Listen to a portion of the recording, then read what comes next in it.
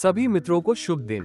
आज हम 2012 में रिलीज हुई फिल्म इन द हाउस के बारे में बात कर रहे हैं। फिल्म की शुरुआत एक स्कूल के दृश्य से होती है। इस स्कूल में जमायन नाम का एक लिटरेचर शिक्षक है। वो छात्रों को एक असाइनमेंट देता है। उन्हें ये लिखने के लिए कहा जाता है कि उन्होंने सप्ताह कैसे बिताया। जमायन अपने घर पर इन असाइनमेंट को देख रहा है। जमायन की पत्नी गिनी वहाँ है। जमायन इस एक असाइनमेंट के बारे में सोच रहा है। इसे क्लाउड नाम के एक छात्र ने लिखा है। क्लाउड अपने दोस्त के घर के बारे में लिख रहा है। दोस्त का नाम रफा है। क्लाउड ने अपनी कहानी में रफा की माँ के बारे में ज्यादा लिखा है। कहानी को जिस तरह से लिखा गया है वो दिलचस्प है, लेकिन इसे रफा की माँ के लिए प्यार को ध्यान में रखकर लिखा गया है। इसलिए जमायन क्लाउड को इस बारे में चेतावनी देता है। जमेम पूछता है कि अगर प्रिंसिपल या राफा उसकी यह कहानी देख लेंगे तो क्या होगा। क्लाउड जवाब देता है कि वो ये कहानी किसी और के लिए नहीं बल्कि आपके लिए लिख रहा है। ऐसा कहते हुए क्लाउड कहानी का दूसरा हिस्सा जैमेन को देता है। जैमेन अपनी पत्नी के साथ इस हिस्से को पढ़ता है। क्लाउड राफा को मैथ्स पढ़ाने जाता है।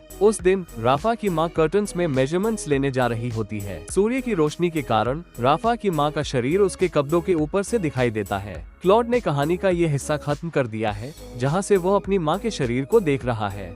गिन्नी जो कहानी पढ़ रही है उसे प्रिंसिपल को क्लाउड के बारे में बताने के लिए कहती है और क्लाउड को मनोचिकित्सक को दिखाने के लिए। जैमेन उसे कहानी की विषय वस्तु के बारे में नहीं बल्कि अपने लेखन कौशल के बारे में सोचने के लिए कहता है। अगले दिन जैमेन स्कूल जाता है और क्लाउड की तलाश शुरू करता है। क्लाउड केवल 2 वर्षों से उस स्कूल में है। वो लंबे समय से एक ही स्थान पर नहीं रहता है। क्लाउड की माँ मर चुकी है और उसके पास केवल उसका पिता है। क्लाउड के पिता भी बीमार है। जैमेन सोचता है कि क्लाउड एक असहाय बच्चा और उसकी मदद करता है। जैमेन क्लाउड को उसकी पुरानी किताबें देता है। इस समय क्लाउड उसे अपनी कहानी का दूसरा भाग बताता है। राफा के पिता बहुत मिलनसार है। वो बास्केटबॉल के प्रशंसक है। एक दिन सभी लोग बास्केटबॉल मैच देख रहे हैं। राफा की माँ वहाँ आती है। इस समय क्लाउड राफा की माँ को सेक्सी तरीके से देखता है। कहानी का ये हिस्सा ये कहकर समाप्त होता है कि राफा के पिता की माँ को उसके द्वारा प्राप्त कॉल में बहुत दिलचस्पी नहीं है। आपके पास अच्छा लेखन कौशल है। जैमेन पूछता है कि आप ऐसी कहानी क्यों लिख रहे हैं। क्लाउड पूछता है कि आप मेरी मदद क्यों कर रहे हैं। जैमेन क्लाउड को एक अच्छा लेखक बनाना चाहता है। क्लाउड जैमेन को कहानी का एक और हिस्सा देता है। एक दिन क्लाउड राफा को एक कठिन मैथ समस्या देकर बाहर चला जाता है। इस समय क्लाउड राफा की माँ और पिता की बहस सुन रहा है। राफा की माँ देखती है कि क्लाउड उनकी बातें सुन रहा है।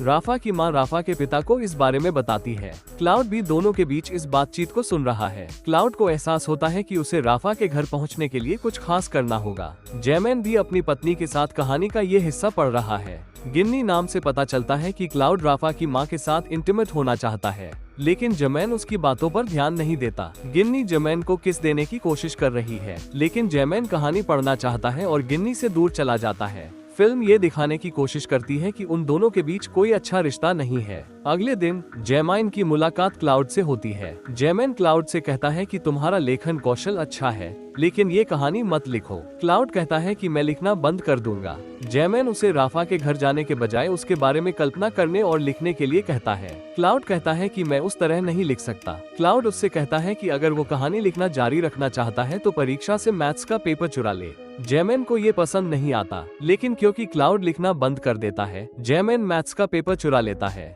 फिर राफा को एग्जाम में मैथ्स में अच्छे मार्क्स मिलते हैं। इससे राफा की माँ बहुत खुश होती है। इस वजह से क्लाउड राफा के घर जाना जारी रख सकता है।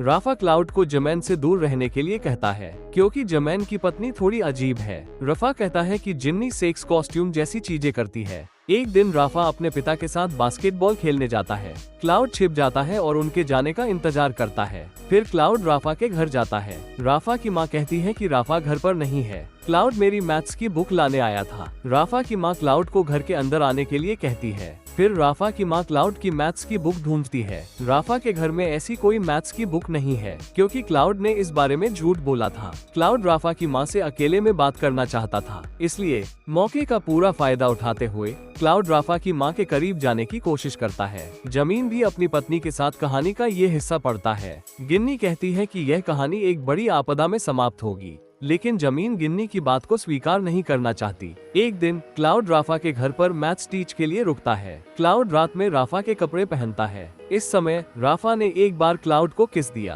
क्लाउड को पता चलता है कि राफा समलैंगिक है। क्लाउड अब समझ जाता है कि राफा ने उसे उस दिन जमीन से दूर रहने के लिए क्यों कहा था। क्लाउड राफा की माँ के कमरे में जाता है। क्लाउड राफा की माँ के पैरों को छूता है जब वो सो रही होती है। क्लाउड कल्पना करता है कि राफा की माँ राफा की पिता के साथ इंटीमेट कर रही है और अपनी माँ को देखता है। जैमैन भी अपनी पत्नी के साथ कहानी का ये हिस्सा पढ़ता है। जीन को लगता है कि जैमैन क्लाउड में बहुत दिलचस्पी रखता है। जीन जैमैन से इसके बारे में पूछती है। जीन को लगता है कि जैमैन अब समलैंगिक हो गया है। गिन्नी कहती है कि जिस दिन से तुम क्लाउड से मिली हो तब से तुम मेरे साथ इंटीमेट नहीं रही हो। जैमैन कहता है कि ऐसी कोई बात नहीं है। फिर क्लाउड धीरे धीरे राफा की माँ के करीब आने लगता है। वे अकेले मिलते हैं। वे साथ में सेब खाते हैं। एक दिन राफा की माँ राफा के पिता से लड़ती है। इस मौके का फायदा उठाते हुए क्लाउड राफा की माँ को एक पत्र देता है। अगले दिन राफा की माँ क्लाउड को आने के लिए कहती है। राफा की माँ क्लाउड से पत्र के बारे में पूछती है। राफा की माँ पूछती है कि अगर राफा के पिता को ये पत्र मिल गया तो क्या होगा। क्लाउड कहता है कि मैंने पत्र तुम्हें दिया है, राफा के पिता को नहीं। इस समय क्लाउड को लगता है कि जैमिन वहाँ है। थोड़ी देर बाद क्लाउड राफा की माँ को किस देता है। राफा ये घटना देखता है। क्लाउड कहानी का दूसरा भाग समाप्त करता है जहाँ वो कहता है कि राफा, जो परेशान था, ने खुद को फांसी लगा ली। इस भाग को पढ़ने के बाद जैमिन चिंतित हो जाता है। जैमिन स्कूल को फोन करता है और राफा को ढूंढता है। जैमिन को पता चलता है कि राफा बीमार है और स्कूल नहीं आए है। जैमिन को पता चलता है कि क्लाउड की लिखी बातें झूठ है। फिर जैमिन क्लाउड से मिलता है और उसे ये कहानी फिर से न लिखने के लिए कहता है। क्लाउड जैमिन को कहानी का दूसरा हिस्सा देता है। जैमिन उसे अस्वीकार कर देता है। फिर क्लाउड कहानी को डस्टबिन में डाल देता है और चला जाता है। क्लाउड के जाने के बाद जैमिन कहानी का वो हिस्सा लेता है और उसे पढ़ता है। राफा के पिता को उसकी नौकरी से निकाल दिया जाता है। जब वो राफा की माँ को ये बताने आता है तो राफा की माँ राफा के पिता को बताती है कि वो प्रेग्नेंट है। राफा के पिता इस बात से बहुत खुश होते हैं। राफा, जो वहाँ आता है, क्लाउड को फिर से घर न लाने के लिए कहता है। फिर राफा स्कूल के पास क्लाउड को पीटता है। थोड़ी देर बाद जैमिन वहाँ आता है। जैमिन क्लाउड को राफा के परिवार से दूर रहने के लिए कहता है।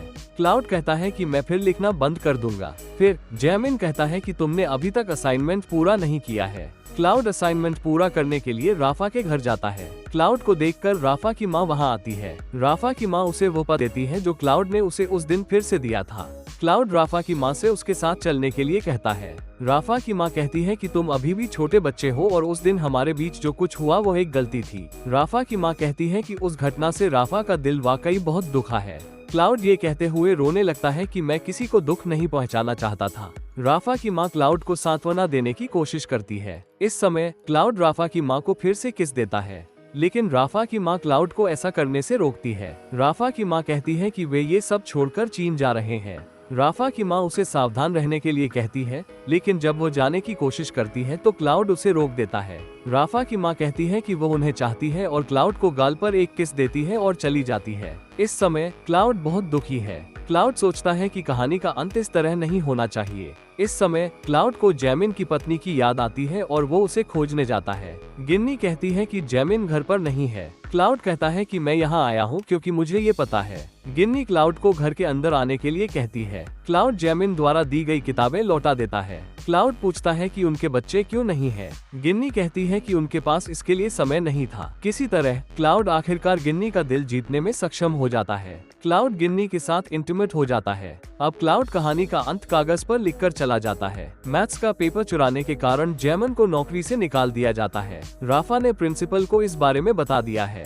जैमिन घर आता है और क्लाउड की कहानी का आखिरी हिस्सा पढ़ता है। फिर जैमिन को पता चलता है कि गिन्नी क्लाउड के साथ इंटीमेट हो गई है। दोनों के बीच लड़ाई शुरू हो जाती है। गिन्नी जैमिन को छोड़कर चली जाती है। जैमिन, जो अपनी जिंदगी से ऊब चुका है, एक बेंच पर बैठा है। क्लाउड वहां पहुंचता है। जैमिन कहती है, तुमने मेरी जिंदगी बर्बाद कर दी बिना जवाब दिए। क्लाउड बैठ जाता है। वे दोनों अपने सामने के घर को देखते हैं। उस घर में दो महिलाएं लड़ रही हैं। क्लाउड जैमिन से पूछता है कि क्या वो मुझे उनके घर में घुसने में मदद कर सकता है, लेकिन जैमिन कहती है कि उस घर में कोई भी ऐसा नहीं है जो मैथ सीखना चाहता हो। वे दोनों उस कहानी पर हंसते हैं। उनके पास कुछ और है जो वे चाहते हैं और क्लाउड जैमिन से उन्हें करीब लाने में मदद करने के लिए कहता है। फिल्म उन दोनों के उस घर को देखने के साथ समाप्त होती है। तो इस तरह की कहानी के साथ हम फिर से जाएंगे और आएंगे।